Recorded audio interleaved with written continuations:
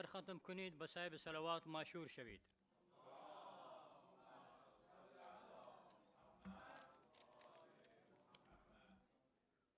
با چشمم روز روشن همچو شب گردید یا جدا، ز عمر و زندگانی گشتم نومید یا جدا. شبی ابن ربی آمد برای دستگیریم، دل طفلان من از ترس می لرزید یا جدا.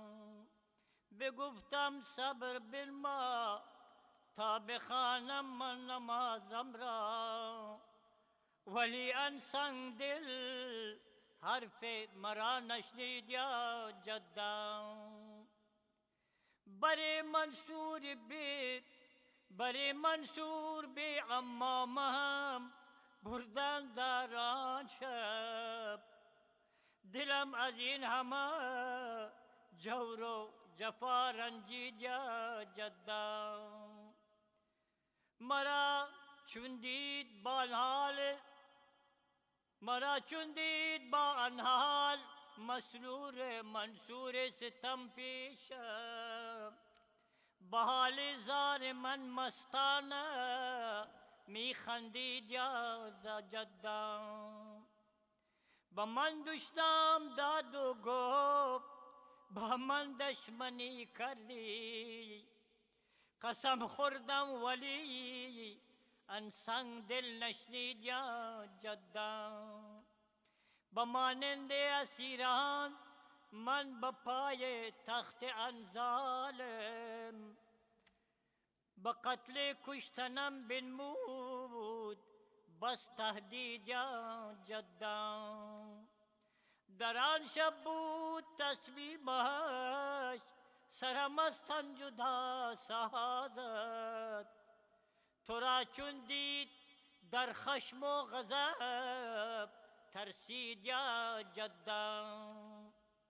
گئی زندان گئی تحت نظر، گاهم بر قتلم گهی با خدا، از کشتن مرا بخشید یا جدا.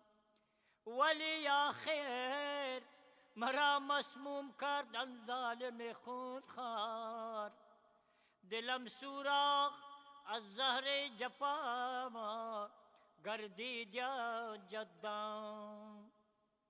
دل سوزان که از زخم زبان می سوخت روز و شب، ز زهر جان گداز آخر ز هم پاشید جان زهرا. بارا گو پیمبر که علی جان من است، هم به جان غلی و اسم محمد صلوات.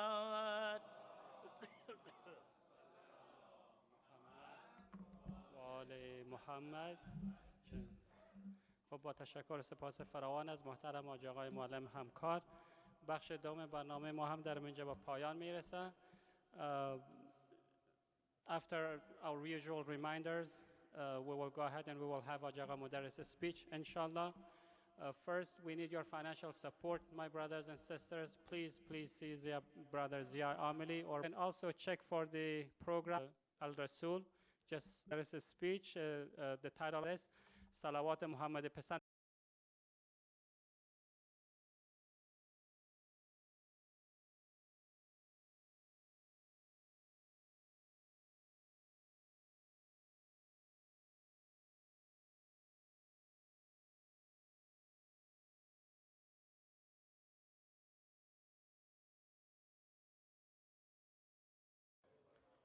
أعوذ بالله من الشيطان الرجيم.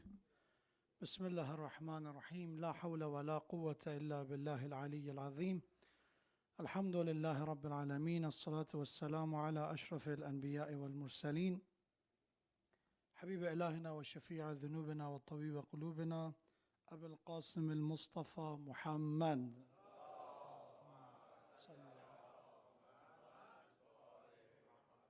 وعلى أهل بيته الطيبين الطاهرين المعصومين المكرمين سيما بقية الله في السماوات والأراضين. قال الله تبارك وتعالى في القرآن الكريم: ولا تجادل عن الذين يختانون أنفسهم إن الله لا يحب من كان خوانا أثيما. صدق الله العلي العظيم. For the honor of Imam As-Sadiq, Jafar ibn Muhammad, recite the salawat ala Muhammad wa ali Muhammad.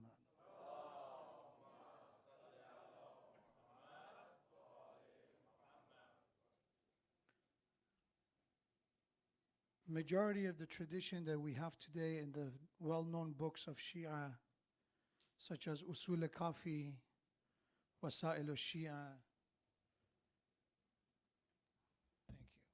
Man la yahdhuru al-Faqih, these are some of the books that are a collection of traditions.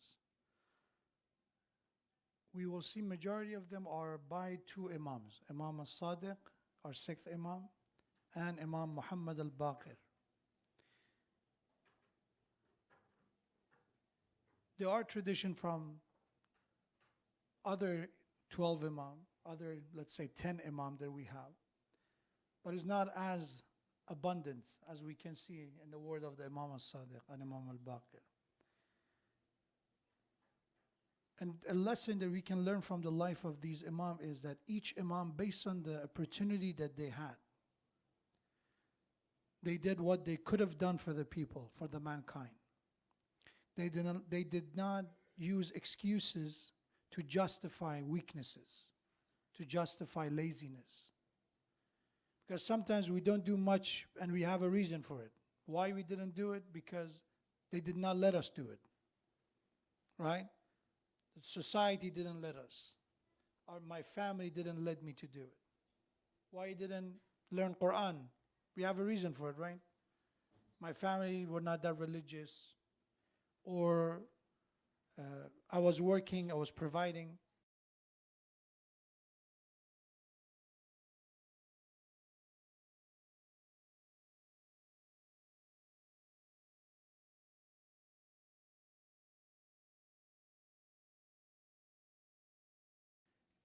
And from the time of Imam Ali alayhi salam, we see that they did not have an easy job. Not only them, before the Imams, all the prophets of God, they did not have an easy task. From the time of Imam Ali alayhi salam, we see that always they did not have an easy job. Not only them, look at the Prophet Nuh, all the prophets of God, they from the time of Imam Ali alayhi salam, all the stories that we have from some of the prophets of God in Quran, which of them said, oh, this prophet had it easy? All the prophets of God, from the time of Imam Ali alayhi salam, which story you can find some of the prophets of God in Quran, that was a prophet of God, said, oh, this prophet had it easy? All the prophets of God, from the time of Imam Ali alayhi salam, which story you can find some of the prophets of God in Quran, that was a prophet of God, said, oh, this prophet.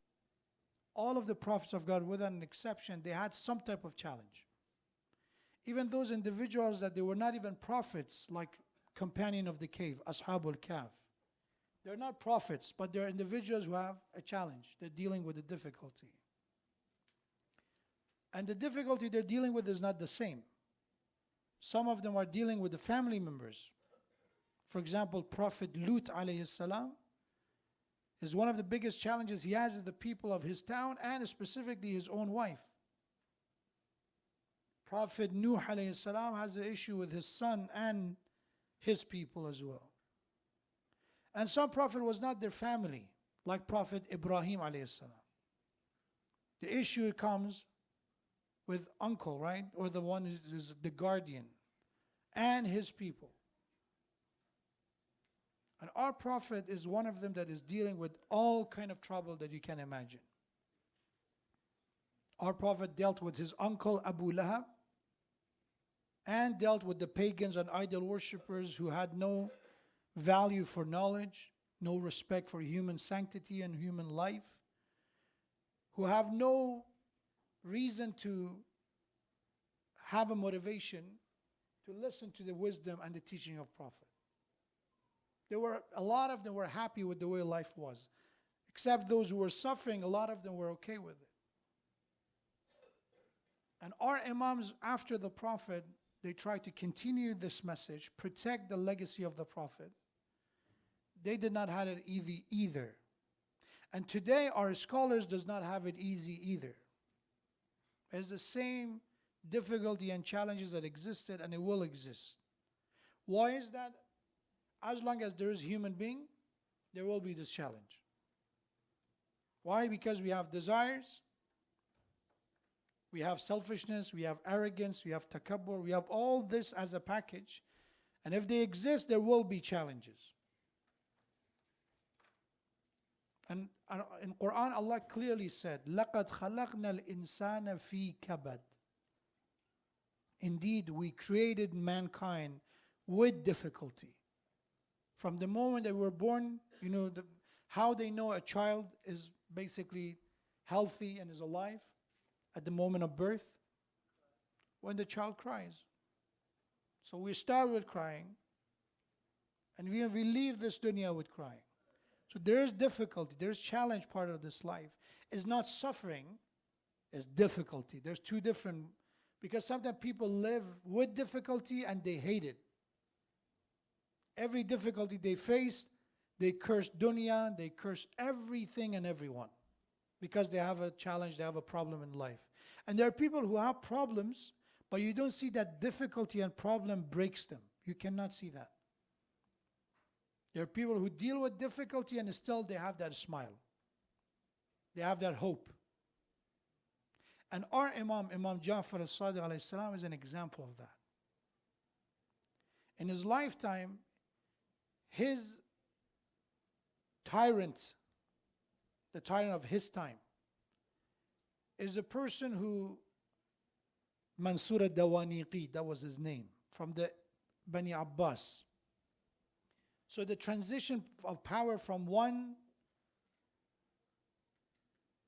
sadistic, horrible dynasty of Bani Umayyah to another. The transition gives a bit of time for the Imam Baqir and Imam Sadiq to teach people. And when I say people, they did not close the door only for Shia. They opened the door for everyone. Even if it's Abu Hanifa and wants to learn, they're welcome. If it's Ibn Malik wants to learn, is welcome. Anybody who's here to learn, the door is open. And that should be, inshallah, our attitude toward people. The door is open for anyone who wants to learn about Islam and what to learn about the school of Ahlul Bayt. The door is open. People sometimes say, Imam Hussein is not only for Shia, it's for everyone. Or when it comes to certain concept that we believe in, it's not only for Shia. It's true, but nothing is only for Shia. Even Imam Sadiq himself, his teaching is not only for Shia. Everyone who's looking for wisdom, anybody who's thirsty for knowledge, they will take advantage of the wisdom of Imam As-Sadiq alayhi salam. But every Imam has his own challenge. So our first Imam, Imam Ali alayhi salam, is dealing with difficulty of people not recognizing his status as an Imam. For more than 20 years, Imam alayhi salam stays with people, with the same people who forced him to give allegiance, but at the same time, he gave them consultation. Because my responsibility as an Imam is to do my best to save people. If they accept the full package, fine. If they don't accept the full package, at least whatever they accept, let's go with that. Let's minimize the damage. That is the approach of awliya Allah, the prophets and the messengers of God. That was the approach. We do our best to save people as much as we can. If they refuse, that's their call, that's their choice. So, Imam, for more than 20 years, he gave consultation. After that, we have that when he became the caliph, he did not go for revenge and starting bloodshed and settling debts or settling scores. We don't see that. He continues his reformation, making sure that people, their life is being protected and everybody have the right to be heard. And he did it. Not one or two examples. There are numerous stories of how Imam was open to people criticizing his governors. His governors. Sudaya Hamdani is an example of that. A woman who came and asked Imam to change the governor who was not suitable for the position. And after research, Imam removed his own governor because of a criticism and because of a fair and valid criticism of a woman about one of his governors.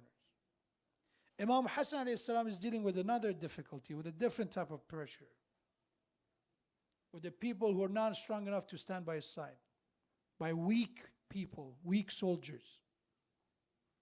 So he did the peace treaty with Muawiyah.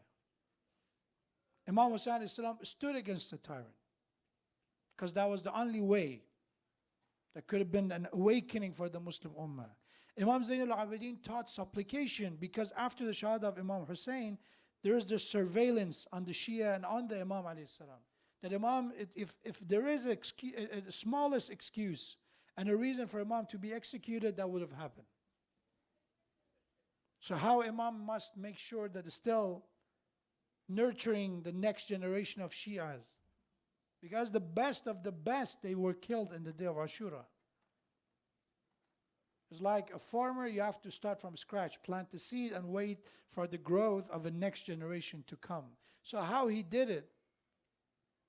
By teaching of supplication and implementing concept and wisdom in supplication. By the time of Imam Muhammad al-Baqir alayhi salam, we see that the fight between tyrants started. Bani Umayyah and Bani Abbas, they were attacking one another. And that was a great opportunity for the Imam alayhi salam to teach people.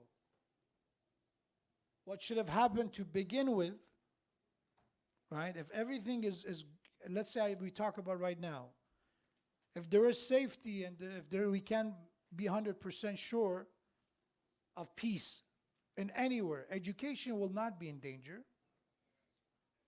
In Afghanistan, the biggest challenge of a lot of girls going to school is because the safety is not a guarantee. They cannot guarantee that, okay, you will be safe if you go to school in some regions. So safety is a blessing. And the time of Imam alayhi salam, we're dealing with a society where the safety is not a concept that is easy to achieve. Imam has to work for it in the time of Imam alayhi salam. But the time of Imam Sadiq alayhi salam and his father, the opportunity is to actually educate people. And if you read about it, this is the time that a lot of Muslim scholars, they becoming familiar and introduced to non-Islamic knowledge. So for example, when it comes to Greek philosophy and Greek knowledge coming from the West and from the East, we have all these other form of culture of Hinduism, Buddhism is coming. So Muslim scholars are now reading new material, new concept. We have the concept of reincarnation. We have the concept of existence of God or not, necessity of God or not. And then the task of the Imam is ideologically build a foundation for a generation to come. Because this is not about people who say we worship idols like the time of the Prophet. We worship idols and the Prophet said don't worship idols, look at them. It's not as basic the argument that they have against God. Now Imam is dealing with people who are atheists. Right? Imam is dealing with people who are what they consider, they have all these labels today. Of course, it didn't exist at that time, but it has the same meaning. So we have people who don't believe in the notion of God at all, atheists. And then we have people who believe in some form of power, but they don't believe in an organized religion. It existed at that time. And Imam has to have answers for those questions, for those challenges. Recite salawat ala Muhammad wa ala Muhammad.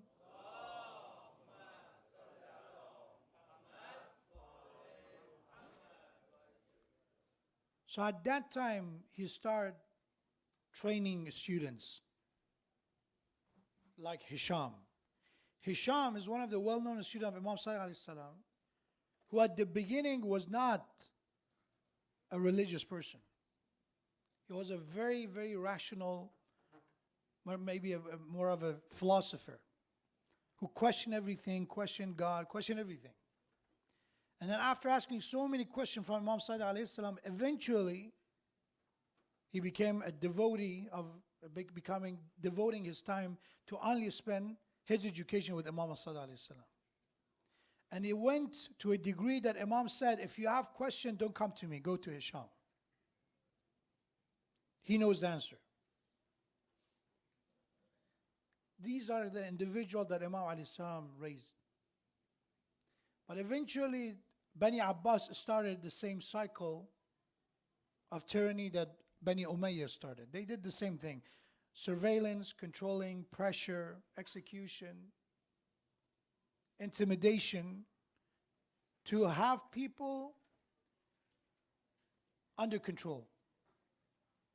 If you look at all the dictators, there's always a fear of being overthrown. All the dictators, they have this fear. They have this always,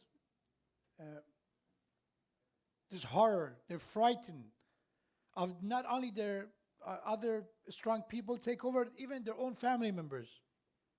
They don't even feel safe with them, with their own children. They don't feel safe about them. Abdul Malik and Marwan is one of the most cruel tyrants of his time. That Hajjaj, which is a known man to actually was a sadist. He liked to torture people and enjoy it. It was a man that he handpicked, Abdul Malik and Marwan. And we have Abdul Malik and Marwan was someone that his son, when he was dying, his son was gloating. Imagine that. The father is suffering because the doctor told to Abdul Malik and Marwan, you should not have any water. For your illness, water is something that will kill you. Very, very small amount of water. You cannot just drink a lot. And his son was passing by and is gloating that his father is dying and I'm going to be the next one. And we have that as soon as the illness took over, he told to give his dad whatever water he wants. And they told him, if you give him water, he's going to die. He said, what do you think I'm asking you to give him water for? This is what tyrants usually deal with. That's just a lot of kings, they did not have a good next or a next king to succeed them because they didn't want them to be strong. Their own even sons and children, they don't want them to be good because they're afraid if they were good enough, they would take over. So there were always a lot of these tyrants, a lot of kings, regardless if you look at the one in Great Britain and the history of the West, or go all the way to China, or go to Persia, doesn't matter. The king's practice was the same thing. Isolate potential successor, even if it's your own son. And that makes them to be weak individual, don't know how to run government. That's the reason we see one king being replaced by another, by another, by another. People from Afghanistan, they know better about this. That even a teacher and a student killed teacher to become the next king. The history is not that we're talking about 1,000 years old. It's a very contemporary history. So this is, I wanted to have an image of the time of Imam Sadiq alayhi salam, but he did his best to educate people. And our responsibility is to also educate ourselves. We cannot be someone who say, I don't know. I did not know. That's not an acceptable answer. Because we have so much to learn. And alhamdulillah, our time is very, very easy to learn that there is no excuse acceptable to say, I don't know. That known tradition of Imam Sadiq alayhi salam said it's not acceptable. La yambaghi is not acceptable for somebody who call himself or herself to be the follower of Islam, the follower of Quran, the follower of the Ahlul Bayt, that when they die, they either a scholar, a knowledgeable person, or a seeker and a student of knowledge. That's the only acceptable choice that you can have. You're a scholar or a student. So to say, I don't know, and stay there and don't even try to learn is not acceptable. That is the wisdom of Jafar ibn Muhammad and As-Sadiq alayhi salam. Recite the salam.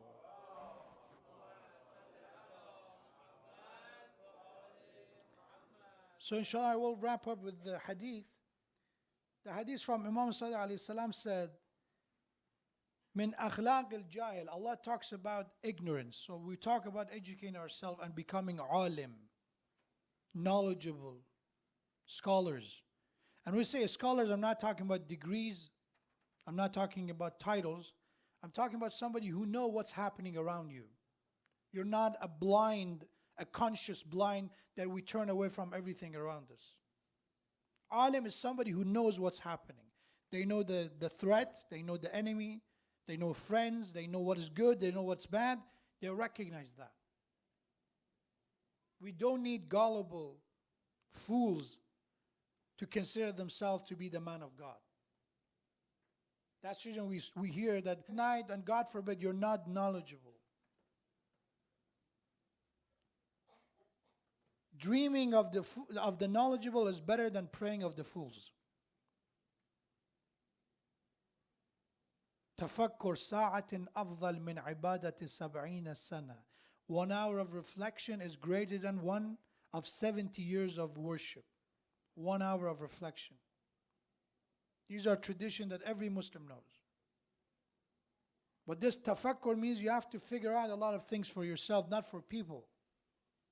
You have to reflect to resolve mental, ideological confusion that we have. We have to resolve it. Ask Allah for guidance and then take a step on the journey to resolve those issues. So Imam alayhi salam said, if you want to know akhlaq al-jahil, if you want to know what is the character of the fools, of the ignorant, there are three. There's three symptoms that you can diagnose yourself with jahl. The first one, Imam alayhi salam said, al-ijaba qabla an yasma'. If you answer someone before you listen to them, if you make a ruling about someone before listening to them, that is a sign of ignorance and jahl. To answer someone before listening. Tell me how true it is about everything. The very famous story in Quran is the story of Prophet Dawood. One of the known quality of Prophet Dawood is that he was a great judge.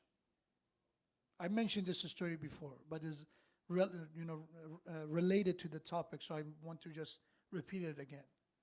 Prophet Dawood alayhi salam had this ability to judge well. And we have that one day, as he was praying in his place of worship, a man came to him and said, Ya Dawood, I want my right. I heard about your fairness, about your justice, your judgment. Can you help me? Can you save me? So what is it? He said, I have a brother who has 99 sheep, and I only had one. And he forcefully took away that one sheep of mine. Help me. That he's so greedy that he does not suffice with his 99 sheep. He wanted my one sheep. And Dawood alayhi salam made the judgment. He said, yeah, he was wrong. You should have done it. That was unacceptable. That was injustice.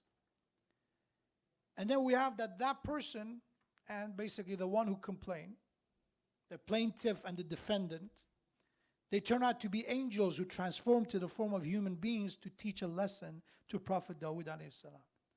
Said, Ya Dawood, we are messengers from your Lord. That you have to be more patient and more careful about your judgment. That yes, you're known for your judgment, but you did not listen to the defendant's side. You only took one side. Because it seems too good to be true. Maybe I was in debt. These are basically my elaboration. This is not in Quran. Maybe that person was in debt. Maybe that person has, some form of loan. Because somebody has 99 sheep, it does not make him required to forgive his debt, right? He won his debt back. So Allah taught a lesson that Dawood, you made a judgment before listening. And Imam Sadiq alayhi salam is saying that That is from the character of jahil is to answer before you listen.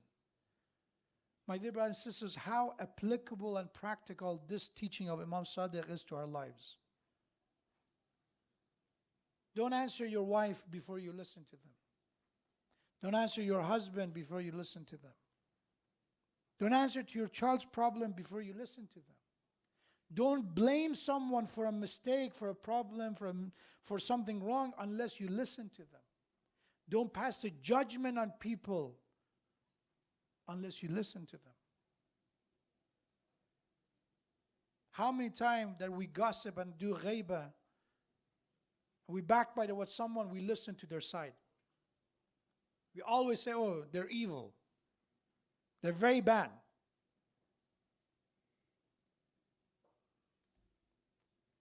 Second one, Imam Sadiq said, وَالْمُعَارَضَ قَبْلَ أَن يَفْهَمْ. The second one, Imam said, to oppose something before understanding it. That's from the sign of jahl. To disagree and oppose before you even understand.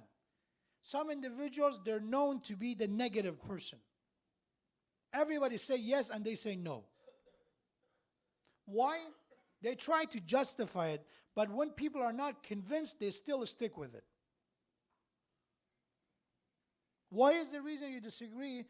This and this, but instead it makes no sense. Your reason is not fair, is not valid.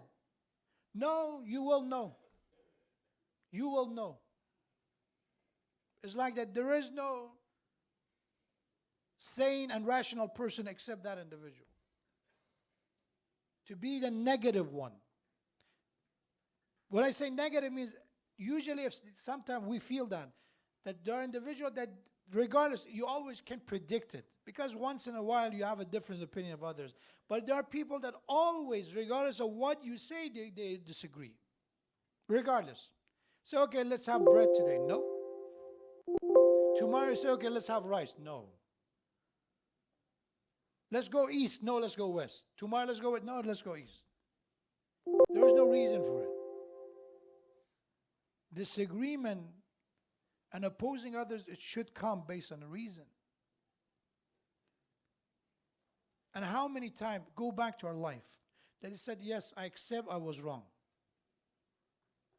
Write it down to ourselves, or at least keep a mental note of that. The last time I told myself or told someone else that you were right, I was wrong. And there are people who said, it's not my fault that I'm right always. It's not my problem that I'm right. That come from arrogance. That come from lajajat, from stubbornness. There's no point. And as we grow older, it becomes more difficult. Because children are easy to deal with. We play soccer with a lot of people. Alhamdulillah, some of them are with us. For me, every opportunity is a good opportunity to learn. Any opportunity.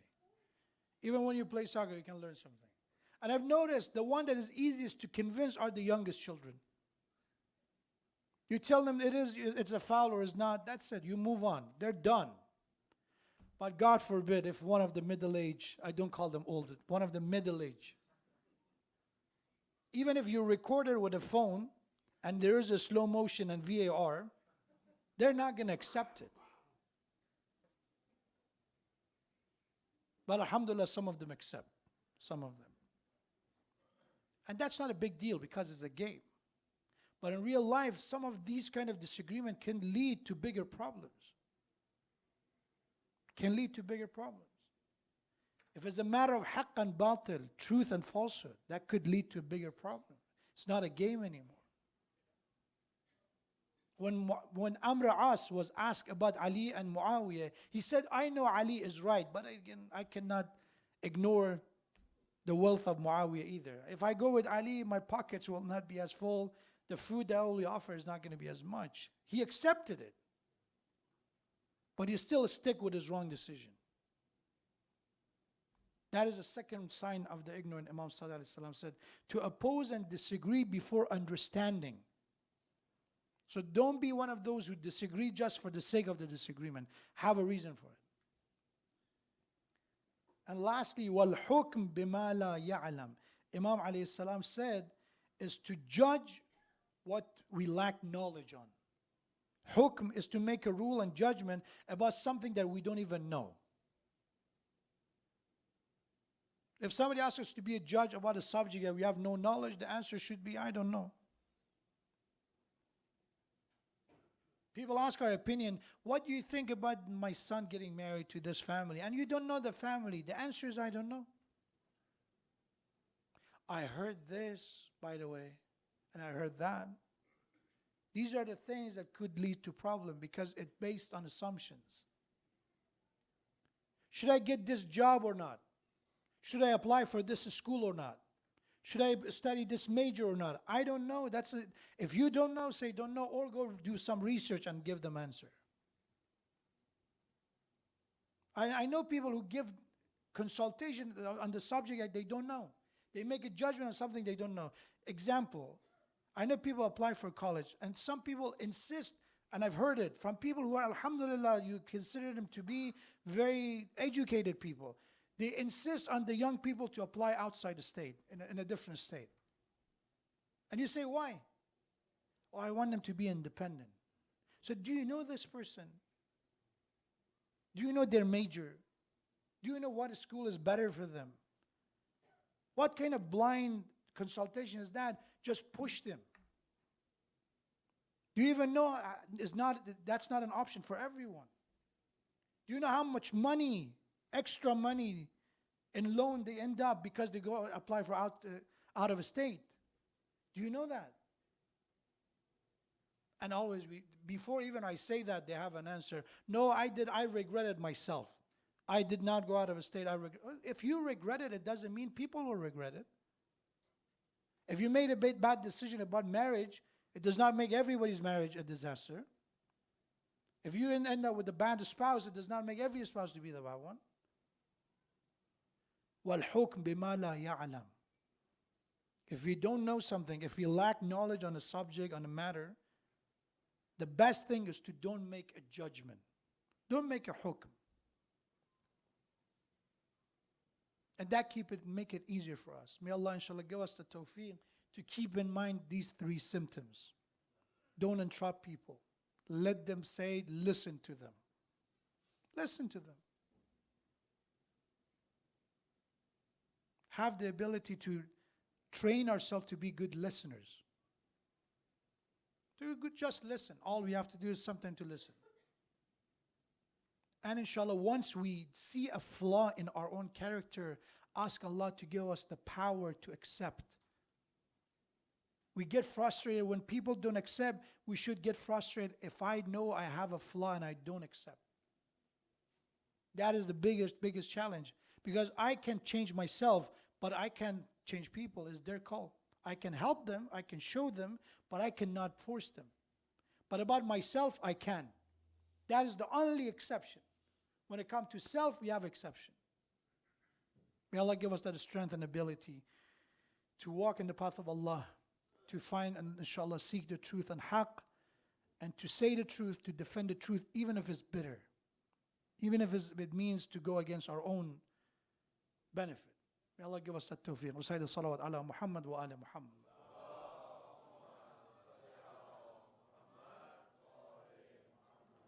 Just a few minutes, I'll finish inshallah. In a few minutes, just a point in Farsi. And inshallah, the musibah, it's basically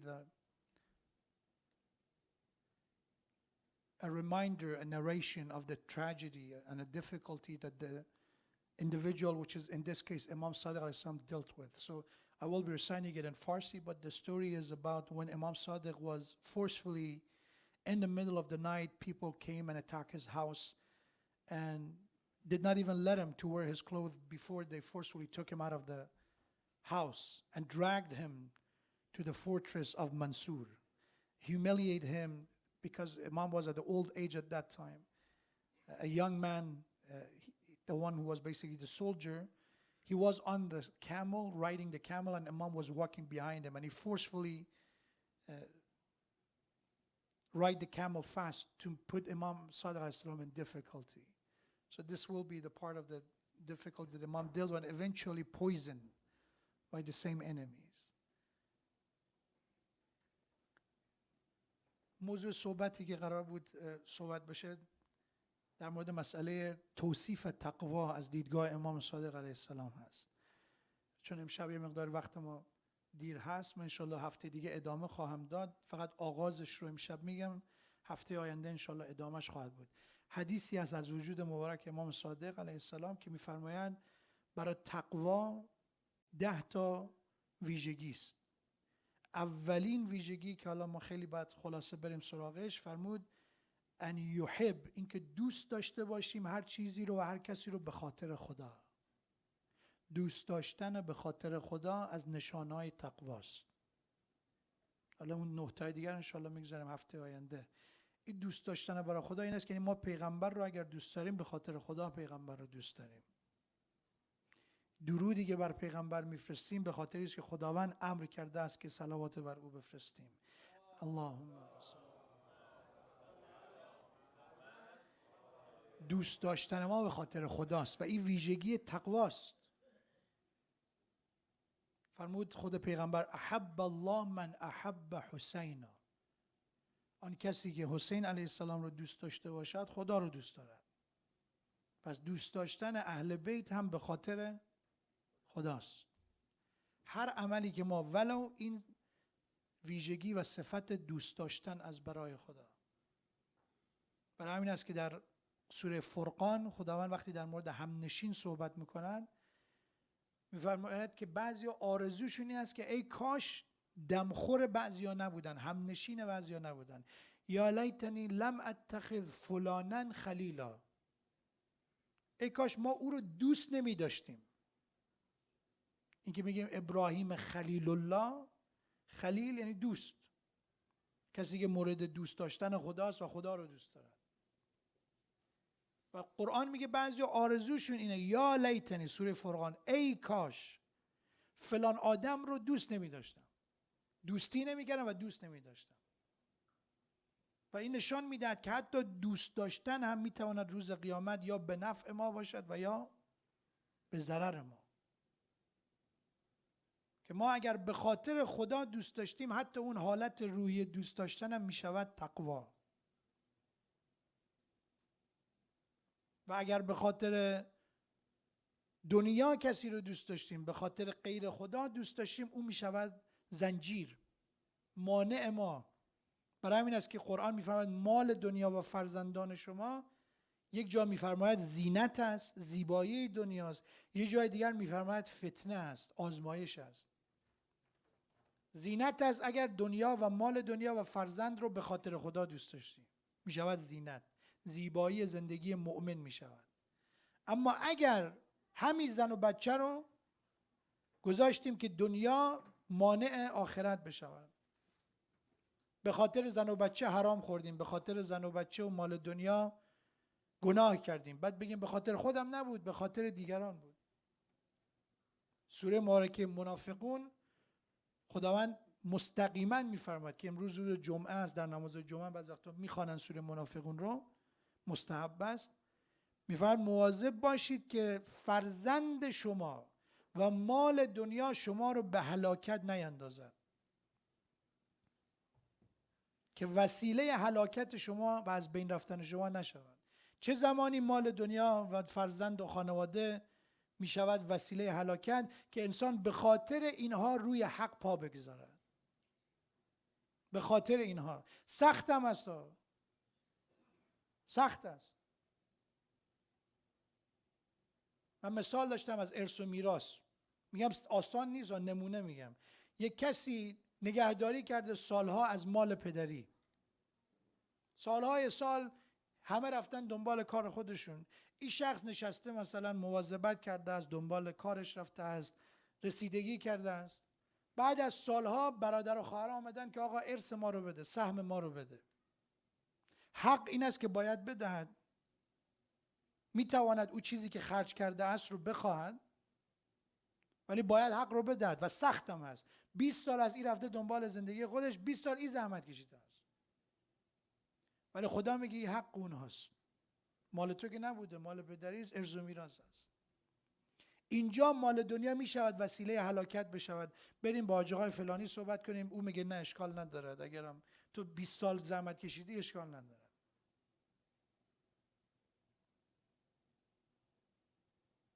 وقتی که میرسد به مهریه، بعضی موقع طلاق دادن انقدر زجر میدن خانواده زن رو یا زن رو که او بگه من حلال کردم، بخشیدم. به خاطر مال دنیاست دیگه. یا انسان دروغ بگوید، نیتش این است به خانواده کمک کند، شوهر خبر ندارد، از مال شوهر بفرستیم برای خانواده، از مال خود نه، از مال شوهر. نیت خیره، برای خودمون که خرج نمی‌کنیم، طلاق برای خودمون نمیخریم، اما حق نیست. مبادا به اسم کار خیر وسیله ما وسیله شر باشد، از جیب دیگری ما بخوایم به کسی کمک بکنیم.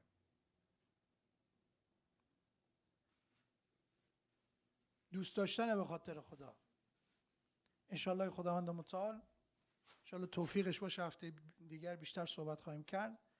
ما فرزندمون رو به خاطر خدا دوست داریم. درست از رابطه پدر و مادری هست، اما او رو به خاطر خدا دوست داریم. نعمتی است که او داده است. خانواده رو به خاطر خدا دوست داریم. دین و مکتب و عقیده رو هم به خاطر خدا دوست داریم که میگیم لله، هر چیزی برای خدا باشه. انشالله خداوند متعال باوری امام صادق علیه السلام همه ما رو اهل تقوا، اهل پرهیزکاری، اهل پاکدامنی در دنیا و در اعمال و رفتار ما قرار بدهد انشاءالله. یک سلام عرض میکنیم انشاءالله با یک ذکر مصیبت خاتمه مجلس و انشاءالله با عزاداری هم دعا خواهیم کرد. Let's send inshallah a blessing and a salam to our sixth Imam, Imam Sadiq alayhi salam. السلام عليك يا أبا عبد الله يا جعفر بن محمد أيها الصادق يا ابن رسول الله يا حجة الله على خلقه يا سيدنا ومولانا إنا توجهنا واستشفعنا وتوسلنا بك إلى الله وقدمناك بين يدي حاجاتنا يا وجيها عند الله اشفع لنا يا وجيها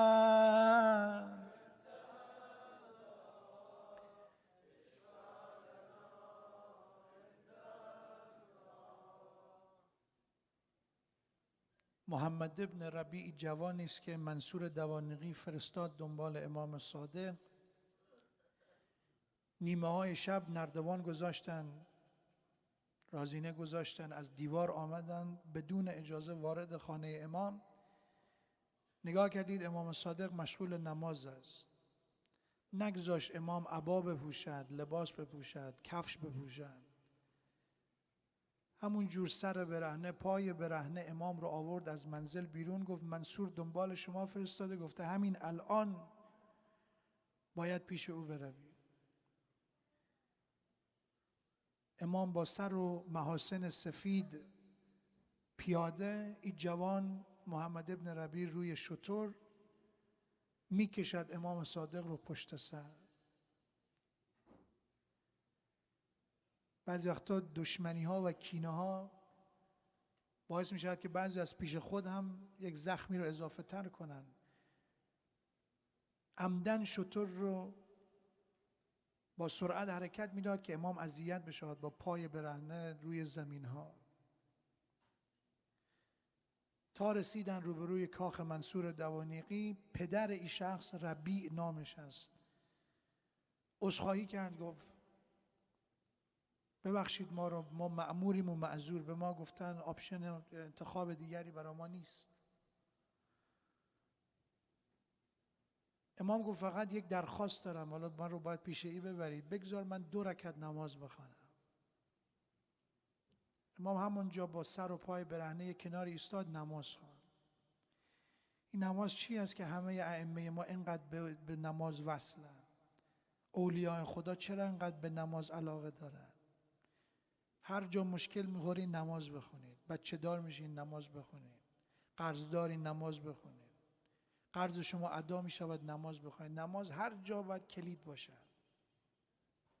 نماز رو خوان حضرت یه دعایی کرد زیر لب، آوردن او رو مقابل منصور ملعون، هر چی که از دهانش در آمد به امام گفت، هر توهینی که میتوانست کرد به امام صادق علیه السلام. امام فقط نگاه کرد، جوابی نداد. در مقابل ظالم و ملعونی مثل او چه میتواند بگوید؟ بعد این سربازی که همراه بود میگه دیدم منصور شمشیر رو آماده شد در بیاورد. شمشیر رو تا نصفه در آورد، پشیمان شد، سر جای خودش نشست. باز شروع کرد توهین کردن. بعد از چند دقیقه دوباره شمشیر رو کشید، باز دفعه دوم نشست. بار سوم شمشیر رو کامل کشید، حمله کرد. گفتم مثل اینکه امروز روز آخر عمر امام صادق است. دیدم تا چند قدمی برداشت، مثل کسی که مارگزیده باشد، ترسیده باشد، سریع برگشت سر جای خودش. بلافاصله دستور داد امام رو با احترام نشاندن، لباس آوردن، گفتن امام رو برگردانن. عذرخواهی کرد، گفت اگر درخواستی داریم بگویید، هر چه شما میخواید، ما اشتباه کردیم، هر درخواستی دارید بگید. حضرت فرمود من 2 درخواست دارم. یک این که نیمه های شب این چنین بر من وارد نشین، خانواده و زن و فرزند من میترسن، نگران حال خانواده است امام. و دوم این جوان رو هم دنبال من نفرستید، این خیلی این جوان بی‌ادبی است. امام که برگشت، او سرباز میگه از منصور سوال کردم تو تصمیم تو بالاخره چیز، احترام میکنی یا توهین میکنی؟ چرا اینقدر حالت تو عوض میشود، تصمیم تو عوض میشود؟ گفت امشب تصمیم داشتم، یقین داشتم که امشب باید جعفر ابن محمد صادق کشته شود. پس گفت چرا نظرت عوض شد؟ گفتم بار اول میخواستم شمشیر رو بکشم، گویا پیامبر رو مقابل خودم دیدم، رو کرد به من و گفت منصور اگر یک مو از سر فرزند من کم شود، دودمانت رو به باد میدم. گفتم وهم از خیالات، از ترس. از بار دوم دوباره دیدم مقابل من ظاهر شد پیامبر. بار سوم که شمشیر رو کامل کشیدم، دیدم پیامبر قدم رو گذاشت روی منبر و فرمود اگر میتوانی بکن تا به تو درس بدهی. دیدن اینها رو و باز هم جنایت کردن و از قتل امام دست بر نداشتن. خدایا به تو پناه میبریم که نشانه های تو رو ببینیم و باز هم دنبال گناه باشیم. صلی الله علیک یا سیدی و یا مولای یا ابا عبدالله. او روزی که امام صادق را آوردند داخل کاخ منصور ملعون با چشمانش رسول الله رو دید، دست از قتل امام در آن روز برداشت. یا رسول الله لا یوم که یومک یا ابا عبدالله. هیچ مصیبتی مثل مصیبت جدش حسین نیست. خود امام صادق فرمود بر شیعیان ماست بر مصیبت‌های جد قریب ما حسین گریه کند. یا رسول الله اینجا در مقابل منصور آمدی، اما روز عاشورا وقتی که شمر ملعون وارد گودی قتلگاه شد، میگه دیدم در گوشه ای از این قتلگاه صدای ناله زینب بلند است، هی صدا میزند وا محمدا و علیا، یا رسول الله ببین حسین در کجا آرمیده.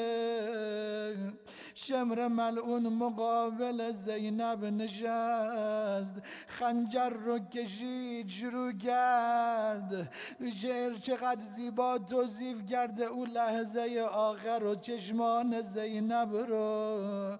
او میدوید و من میدویدم، او سوی مقتل من سوی قاتل، او میکشید و من میکشیدم، او خنجر از کین من آه از دل. یا رسول الله او میبرید و من میبریدم، او از حسین سر من از حسین دل. و الا لعنت الله علی القوم الظالمین وسيعلم الذين ظلموا أي منقلب ينقلبون. يا رب الحسين بحق الحسين اشف صدر الحسين بظهور الحجة. For the honor of Imam As-Sadiq alayhi salam and hastening the return of Imam over time, Imam Sahib al-Asr wa al-Zaman, recite a salawat ala Muhammad wa ali Muhammad. So inshallah everybody stand up. We finish with Azadari.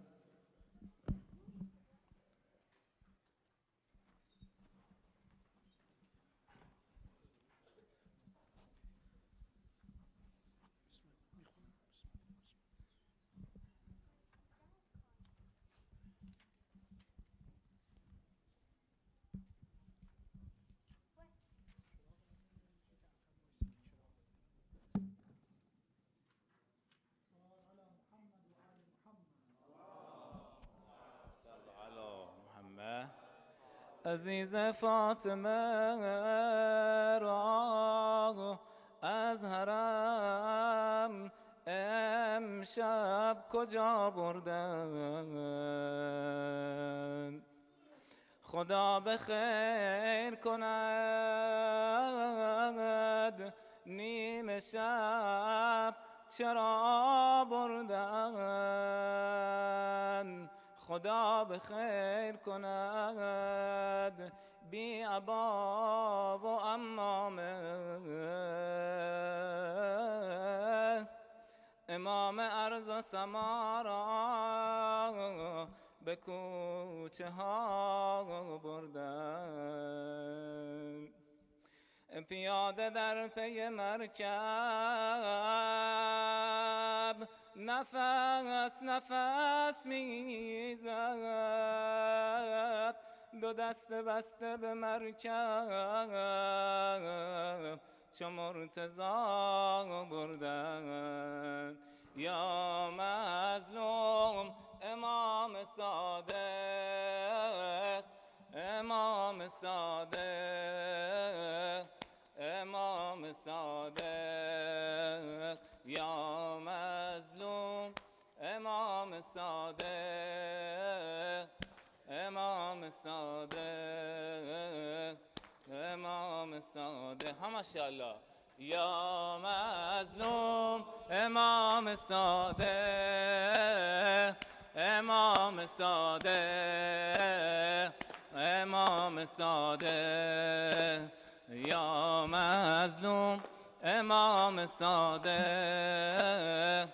امام صادق، امام صادق. ها ماشاءالله. بگو قشنگ. یا مظلوم امام صادق، امام صادق، امام صادق، یا مظلوم امام صادق امام صادق امام صادق یه پیر مرد افتاد جوونا دارن میخندن یه پیر مرد افتاد جوونا دارن میخندن میونه این کوچه دستمو دارن میبندن میونه این کوچه دستمو دارن میبندن کشون کشون میبردنم افتادم از نفس توی راه نیمه شب غریبم اما الحمدلله الحمدلله گاهی زمین میخوردم و یه کمی میدویدم و گاهی زمین میخوردم و یه کمی میدویدم و نفس من بند اومده خدا دیگه بریدم و همه رو ریختم تو دلم حرفایی که شنیدم و نمی کنن رایت محاسن سفیدم و یا مظلوم امام صادق امام صادق امام صادق ها ماشاءالله یا مظلوم امام صادق امام صادق امام صادق ها ماشاءالله مدینه ای بگو امشب مظلوم امام صادق بریم مدینه امشب هممون امام صادق ها ماشاءالله یا مظلوم امام صادق امام صادق امام صادق یه عده بی غیرت ریختن میونه این خونه یه عده بی غیرت ریختن میونه این خونه از در خونم زد شعله آتیش زبونه جلوی چشم زن و بچم سر و پای برهنه رفتم هوای مادرم رو کردم امون از این غم امون از این غم به یاد بیت فاطمه که به یاد بیت فاطمه که کندن از جا درشو 40 نفر بسته بودن تموم دورا برشو علی رو مسجد میبرن شمشیر بالا سرشو حسن نشسته بود رو خاک لگد زدن مادرشو لگد زدن مادرشو وا ویلا آه وا ویلا آه وا ویلا آه وا ویلا هم ماشاءالله وا ویلا آه وا ویلا آه وا ویلا آه وا ویلا هم ماشاءالله وا ویلا وا ویلا آه وا ویلا آه وا ویلا وا ویلا آه وا ویلا آه وا ویلا آه وا ویلا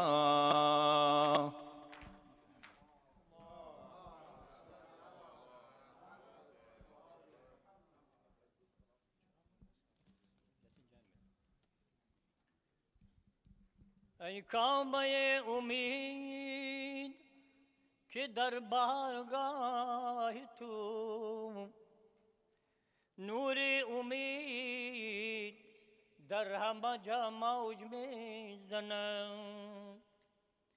دستی به دستگیری دلها دراز کنا بین وقتها ذکار دل خستبان کن.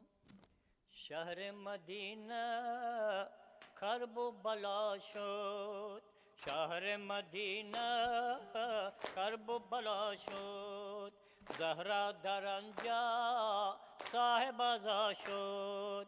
قرآن ناطق جان داد مظلوم، امام صادق گردید مسموم. قرآن ناطق جان داد مظلوم، امام صادق گردید مسموم. قرآن ناطق جان داد مظلوم، امام خون گشت دلها یک سر ز داغش، خون گشت دلها یک سر ز داغش، بر تربت بی شم و چراغش، بر تربت بی شم و چراغش. مظلوم اوغر گردید معلوم، امام صادق گردید مسموم. قرآن ناطق جان داد مظلوم، امام صادق گردید مسموم. قرآن ناطق جان داد مظلوم، امام صادق قبر غریبش زاهد ندارد، قبر غریبش ظاهر ندارد. مهدی بران قبر سر می گذارد، مهدی بران قبر سر می گذارد. ناله ز داغ انجد مظلوم، امام صادق گردید مسموم. قرآن ناطق جان داد مظلوم، امام صادق گردید مسموم. قرآن ناطق جان داد مظلوم، امام جانها فدای قبر رفیقت، جانها فدای قبر رفیقت. شد کعبه دل کوی بقیت، شد کعبه دل کوی بقیت. رفتی ز دنیا با قلب مغموم، امام صادق گردید مسموم. قرآن ناطق جان داد مظلوم، امام صادق گردید مسموم. قرآن ناطق جان داد مظلوم، امام صادق گردید مسموم. اجکمل الله باراگو پیمبر که علی جان من است، هم بجان علی با اسم محمد صلوات.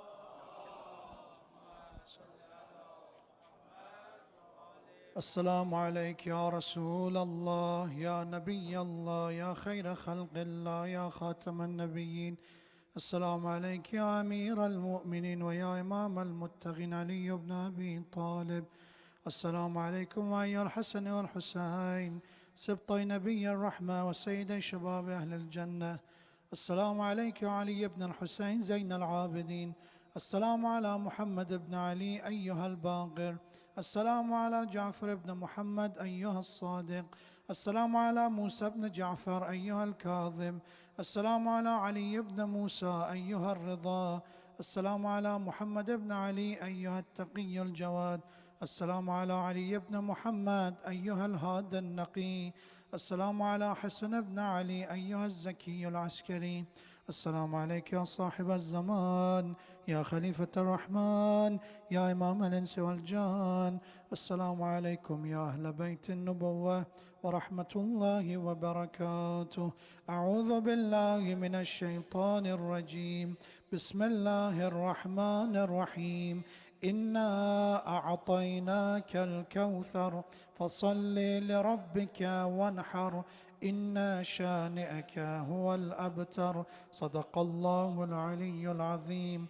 وإلى أرواح المؤمنين والمؤمنات, especially one of our brother Ihsan, his friend passed away today.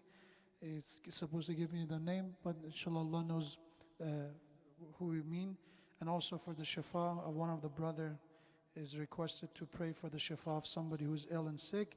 Let's recite Surah Fatiha with the salawat ala Muhammad wa ali Muhammad. Bismillah ar-Rahman ar-Rahim. Alhamdulillah Rabbil Alamin. Ar-Rahman ar-Rahim. Malik